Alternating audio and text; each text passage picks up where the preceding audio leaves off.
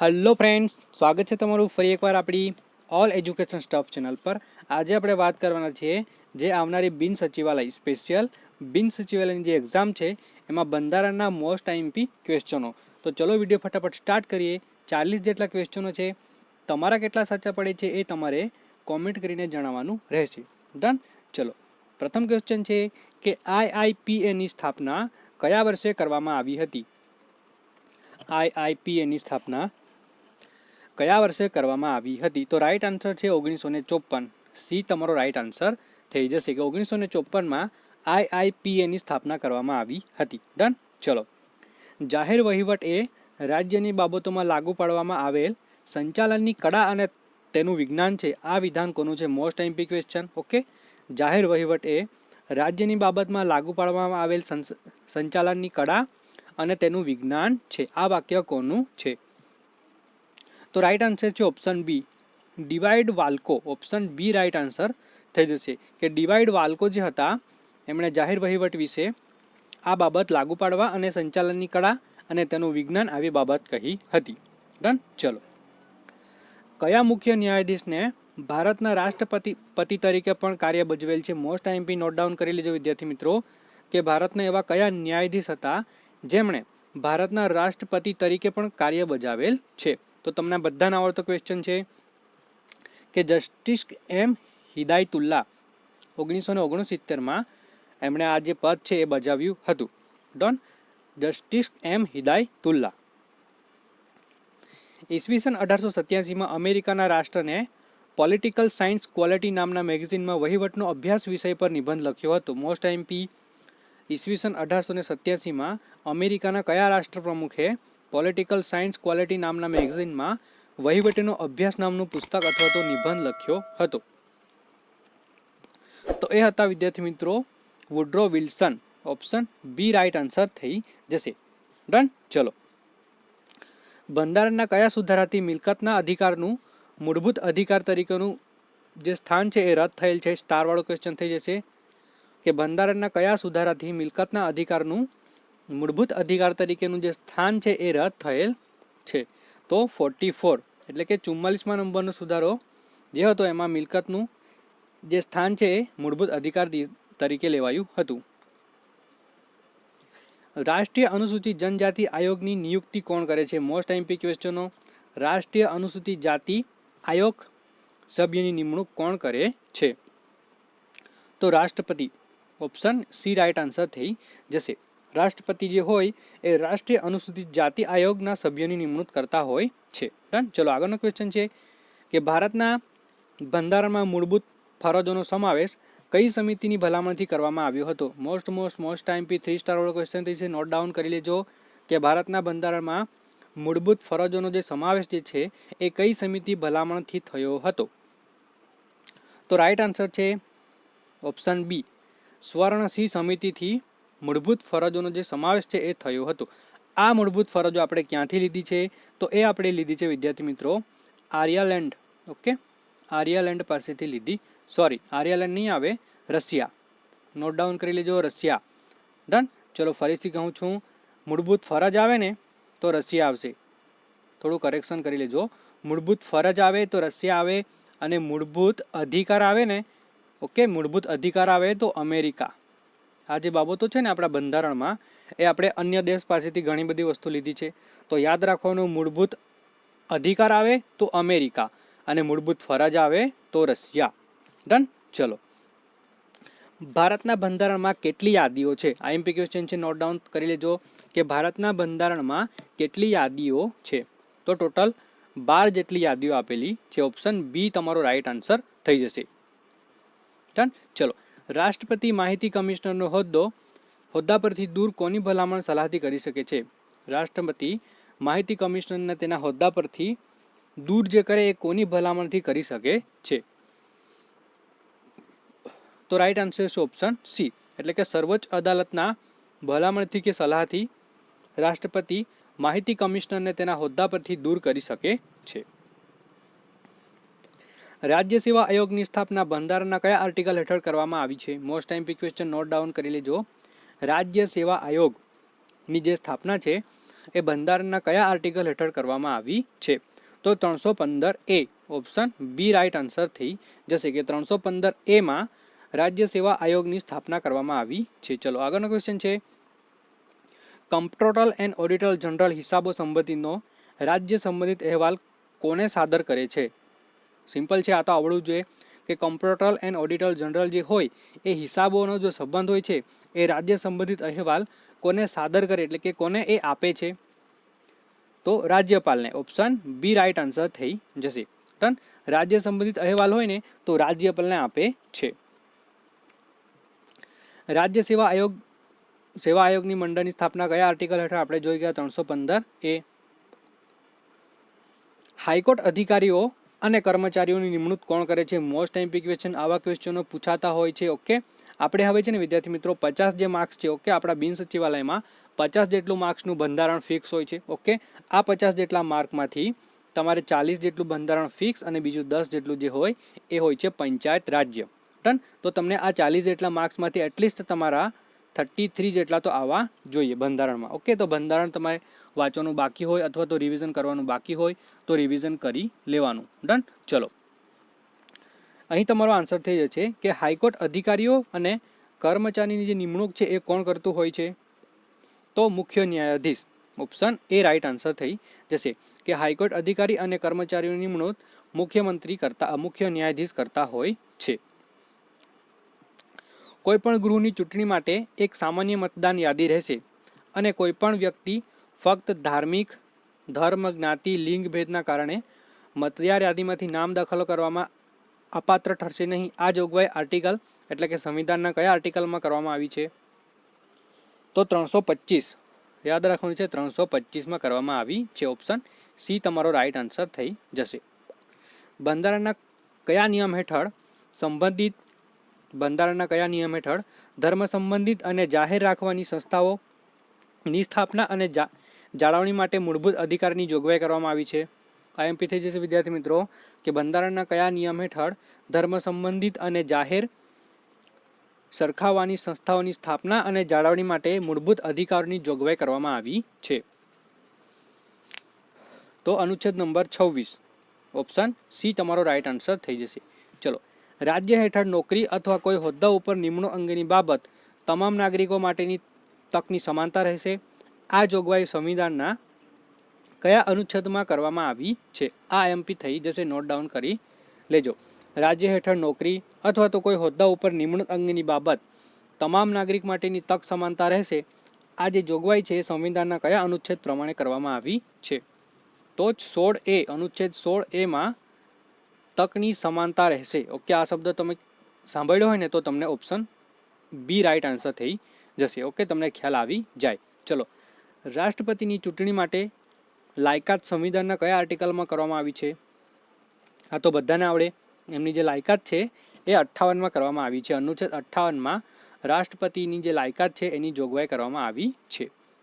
ચલો, POSD CORB formula કોણે આપ્યું છે? જો આવું અચાનક પૂછાઈ જતું, હમણાં આપણા કોન્સ્ટેબલમાં તો બધું અચાનક જ હતું. ઓકે, ચલો, POSD CORB જે ફોર્મ્યુલા છે એ કોણે આપ્યા હતા? તો યાદ રાખવાનું છે ગુરલિક. ઓપ્શન બી રાઈટ આન્સર થઈ જશે. જાહેર વહીવટના કાર્યક્ષેત્ર સંબંધિત અલગ અલગ વિધાનોના કેટલા દ્રષ્ટિકોણ પ્રચલિત છે? આઈએમપી થઈ જશે. જાહેર વહીવટના કાર્યક્ષેત્ર સંબંધિત અલગ અલગ વિધાનોના કેટલા દ્રષ્ટિકોણ પ્રચલિત છે? તો એમના 4 જેટલા દ્રષ્ટિકોણ પ્રચલિત છે. ઓપ્શન સી તમારો રાઈટ આન્સર થઈ જશે. ડન. ચલો, બંધારણના મૂળભૂત હકમાં શોષણ વિરુદ્ધનો હક કયા અનુચ્છેદમાં દર્શાવેલ છે? જો આવડતું હોવું જોઈએ. ઓકે, આવું બધું તો સિમ્પલ છે કે બંધારણના મૂળભૂત હકોમાં શોષણ વિરોધનો હક કયા અનુચ્છેદમાં આપેલ છે? તો શોષણ વિરોધ તો 2 જ છે. ઓકે, 23 અને 24, બાળમજૂરી અથવા તો વેટ પ્રથા. ચલો, બંધારણની કઈ જોગવાઈમાં અનુસૂચિત જનજાતિ માટે રાષ્ટ્રીય આયોગની સુવિધા છે? બંધારણની કઈ જોગવાઈમાં અનુસૂચિત જાતિ અને જનજાતિ માટેની આયોગની સુવિધા કરવામાં આવી છે? તો આ પણ આવડતું હોવું જોઈએ. ઓકે, 338A અને 338B. ડન. ચલો, રાઇટ ટુ એજ્યુકેશન કાયદા મુજબ સરકારી તેમજ ખાનગી શાળામાં ગરીબ વિદ્યાર્થી માટે ખાલી જગ્યા ટકા સીટો અનામત રાખવામાં આવે છે. મોસ્ટ આઈએમપી થઈ જશે. 2 સ્ટાર વાળો ક્વેશ્ચન છે કે રાઇટ ટુ એજ્યુકેશન કાયદા મુજબ સરકારી તેમજ ખાનગી શાળામાં ગરીબ વિદ્યાર્થીઓ માટે કેટલા ટકા સીટો અનામત રાખવામાં આવે છે?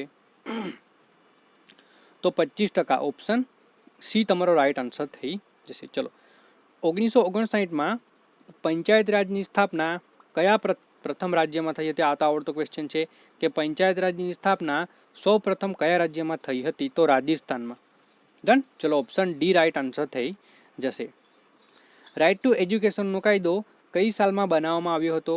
આ પણ સ્ટાર વાળું છે કે રાઇટ ટુ એજ્યુકેશનનો જે કાયદો છે એ કઈ સાલમાં બનાવવામાં આવ્યો હતો? તો 2009. સી તમારો રાઈટ આન્સર થઈ જશે. ડન. ચલો, મુંબઈ વડી અદાલતના ક્ષેત્રાધિકારમાં કોનો સમાવેશ થાય છે? મુંબઈની જે વડી અદાલત છે એનો જે ક્ષેત્ર અધિકાર છે એમાં કોનો સમાવેશ થાય છે?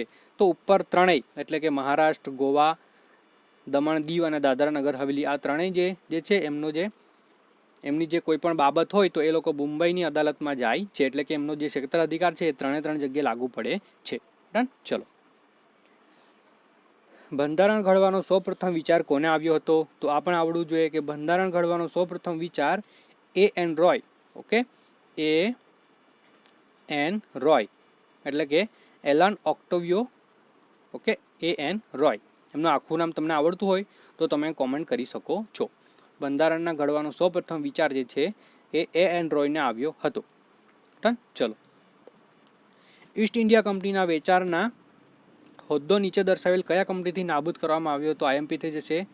ઈસ્ટ ઇન્ડિયા કંપનીના વેપારનો હક્કો નીચે દર્શાવેલા કયા કાયદાથી નાબૂદ કરવામાં આવ્યો હતો? તો 1813માં. ઓપ્શન બી, ચાર્ટર્ડ એક્ટ 1813માં ઈસ્ટ ઇન્ડિયા કંપનીના વેપારના હક્કો દૂર કરવામાં આવ્યા હતા, તો નાબૂદ કરવામાં આવ્યા હતા. ડન છે. ચલો, આગળનો ક્વેશ્ચન છે કે લોકસભાનું સત્ર બોલાવવાનું અને સત્ર સમાપ્ત કરવાનો અધિકાર કોને છે? તો આ પણ સિમ્પલ ક્વેશ્ચન છે. લોકસભાનું સત્ર બોલાવવું અને સત્ર સમાપ્ત કરવું આ તો આપણા રાષ્ટ્રપતિના હાથમાં હોય છે. ઓપ્શન બી રાઈટ આન્સર થઈ જશે. ચલો, વિધાનમંડળની બેઠક ચાલુ ન હોય ત્યારે વટહુકમ પ્રસિદ્ધ કરવાની વહીવટ કરતા સત્તા કયા અનુચ્છેદ દર્શાવવામાં આવી છે? આઈએમપી થઈ જશે. વિધાનમંડળ બેઠક ચાલુ ન હોય ત્યારે વટહુકમ પ્રસિદ્ધ કરવાની વહીવટ કરતા સત્તા કયા અનુચ્છેદમાં દર્શાવવામાં આવેલ છે? તો ઓપ્શન છે તમારો 239B, એટલે કે option D. Done. Option D તમારો રાઈટ આન્સર થઈ જશે. બાહ્ય આક્રમણ અને આંતરિક અશાંત સામે રાજ્યનું રક્ષણ કરવાની સંઘની ફરજ છે. આ જોગવાઈ કયા અનુચ્છેદમાં કરવામાં આવેલી છે? તો આ તો સિમ્પલ ક્વેશ્ચન છે, બધાને આવડવો જોઈએ. ચલો, અહીં તમારે જવાબ આપવાનો છે. બી ઓપ્શન આવશે કે પછી સી આવી શકે? ફટાફટ કોમેન્ટ કરો. આ તમારા માટેનું ક્વેશ્ચન છે. ઓકે, કે બાહ્ય આક્રમણ થાય, આંતરિક અશાંતિ ફેલાય તો રાજ્યનું જે રક્ષણ કરવાની સંઘની ફરજ છે એ કયા અનુચ્છેદમાં કરવામાં આવી છે? ડન. ચલો, તમારા માટે ક્વેશ્ચન હતો વુડ્રો વિલ્સન જાહેર વહીવટના પિતા છે એવું સૌ પ્રથમ કોણે કહ્યું? જો આવું પણ પૂછાઈ જાય કે વુડ્રો વિલ્સન જે છે એ જાહેર વહીવટના પિતા છે એવું સૌ પ્રથમ કોણે કહ્યું હતું? તો રાઈટ આન્સર છે Dwight Waldo. Option D right answer થઈ જશે કે ડિવાઇડ વાલ્ડો જે હતા એમણે વુડ્રો વિલ્સન જાહેર વહીવટના પિતા એવું કહ્યું હતું. ડન. ચલો, આગળનો ક્વેશ્ચન છે કે જાહેર વહીવટના પ્રથમ તબક્કાની શરૂઆત કઈ સાલમાં થઈ હતી? જાહેર વહીવટના પ્રથમ તબક્કાની શરૂઆત કઈ સાલમાં થઈ હતી? તો 1887 થી 1926. Option B. યાદ રાખવાનું છે 1887 થી 1926 નો જે સમયગાળો છે એમાં જાહેર વહીવટની પ્રથમ તબક્કાની શરૂઆત થઈ હતી. ડન. ચલો, અમેરિકાની કઈ યુનિવર્સિટીમાં વુડ્રો વિલ્સન રાજ્યશાસ્ત્રના પ્રાધ્યાપક તરીકે રહ્યા હતા? આઈએમપી થઈ જશે. અમેરિકાની કઈ યુનિવર્સિટીમાં વુડ્રો વિલ્સન રાજ્યશાસ્ત્રના પ્રાધ્યાપક રહ્યા હતા? તો option C, Princeton university. Option C right answer થઈ જશે. ચલો, કયા દ્રષ્ટિકોણ ત્રણેય શાખાઓ એટલે કે ધારાસભા, કારોબારી સભા અને ન્યાયતંત્રમાં સમાવેશ થાય છે? મોસ્ટ આઈએમપી 3 સ્ટાર વાળો ક્વેશ્ચન છે, નોટ ડાઉન કરી લેજો કે કયા દ્રષ્ટિકોણ ત્રણેય શાખાઓ એટલે કે ધારાસભા, કારોબારી સભા અને ન્યાયતંત્રના સમાવેશ થાય છે? તો એ છે વિશાળ દ્રષ્ટિકોણ. Option B. ઓપ્શન બી, વિશાળ દ્રષ્ટિકોણનો જે જે સ્થાન છે એમાં ધારાસભા, કારોબારી સભા અને ન્યાયતંત્રનો સમાવેશ થાય છે. વિશાળ દ્રષ્ટિકોણ શાખા. રાજ્ય વહીવટ એ માત્ર કારોબારી શાખાના કાર્યો છે. આ વિધાન કોણે કહ્યું છે? આઈએમપી. રાજ્ય વહીવટ એ માત્ર કારોબારી શાખાના કાર્યો છે. આવું વિધાન કોનું છે? તો એ છે W F Willoughby. Option A W F Willoughby યાદ રાખવાના છે. ડબલ્યુ એફ વિલોબી એ રાજ્ય વહીવટ એ માત્ર કારોબારીની શાખા છે એવું કહ્યું છે. ચલો, ભારતીય સંસદમાં સંઘ પ્રદેશનું વધુમાં વધુ કેટલા પ્રતિનિધિત્વ હોઈ શકે છે? આઈએમપી. ભારતીય સંસદમાં સંઘ પ્રદેશનું વધુમાં વધુ કેટલું પ્રતિનિધિત્વ હોઈ શકે છે? એટલે કે 20 જેટલા સભ્યો હોઈ શકે છે. ઓપ્શન એ રાઈટ આન્સર થઈ જશે. ડન. ચલો, ભારતના બંધારણના અનુચ્છેદ 244A માં કોના વહીવટનું વર્ણન કરવામાં આવ્યું છે? કોના વહીવટનું વર્ણન કરવામાં આવ્યું છે? આઈએમપી થઈ જશે વિદ્યાર્થી મિત્રો કે ભારતના બંધારણના અનુચ્છેદ 244A માં કોના વહીવટનું વર્ણન કરવામાં આવ્યું છે? તો આદિવાસી વિસ્તાર. ઓપ્શન એ રાઈટ આન્સર થઈ જશે. ડન. ચલો, રાષ્ટ્રીય પછાત વર્ગ આયોગના અધ્યક્ષ કોણ બની શકે છે? આઈએમપી થઈ જશે. રાષ્ટ્રીય પછાત વર્ગ આયોગના અધ્યક્ષ કોણ બની શકે છે? તો એ છે સુપ્રીમ કોર્ટ કે હાઈકોર્ટના ન્યાયાધીશ. ઓપ્શન એ રાઈટ આન્સર થઈ જશે. ડન. ચલો, તો થેન્ક યુ ફોર વોચિંગ વિદ્યાર્થી મિત્રો. આના પછી આપણે વન લાઇનરના બંધારણના ક્વેશ્ચન લઈને આવીએ છીએ. આના પછી આપણા 4 જેટલા વિડીયો જે છે ને એ હવે 24 એપ્રિલે તમારી એક્ઝામ છે. ડન. 24 એપ્રિલે તમારી બિન સચિવાલયની એક્ઝામ છે. તો એના માટે આપણે બંધારણના વન લાઇનર ક્વેશ્ચન લઈને આવીશું આના પછીના વિડીયોમાં. ઓકે, ટોટલ 4 જેટલા વિડીયો હશે. ચલો, તો થોડુંક આપણે ફેક્ટ લઈને આવતા હોઈએ છીએ, તો ફટાફટ ફેક્ટ પર નજર મારી લઈએ કે આયોજન પંચના સ્થાને હવે કયું આયોગ અમલીકરણ છે? તો નીતિ આયોગ. બધાને ખબર છે નીતિ આયોગનું ફૂલ ફોર્મ નોટ કરી લો. National institute for transforming India. નીતિ આયોગની સ્થાપના ક્યારથી થઈ અથવા તો અમલ ક્યારે આવ્યું? તો 1 જાન્યુઆરી 1915માં. એમના અધ્યક્ષ કોણ હોય છે? તો વડાપ્રધાન જે હોય છે એમના અધ્યક્ષ હોય છે. ઓકે, તો મળીએ છીએ બીજા આઈએમપી ક્વેશ્ચન લઈને. ત્યાં સુધી જય હિન્દ, જય ભારત વિદ્યાર્થી મિત્રો.